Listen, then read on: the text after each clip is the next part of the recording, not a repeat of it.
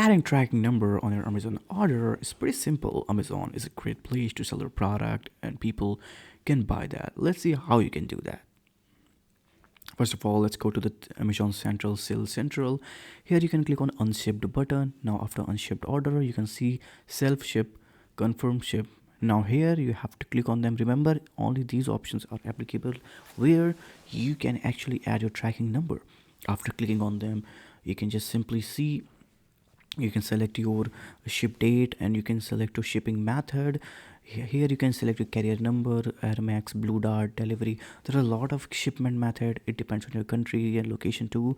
Now after that, selecting all the stuff, you will get tracking ID. Now here you can manually just enter your tracking ID without so much hassle. So this was how you can add tracking number to your Amazon order.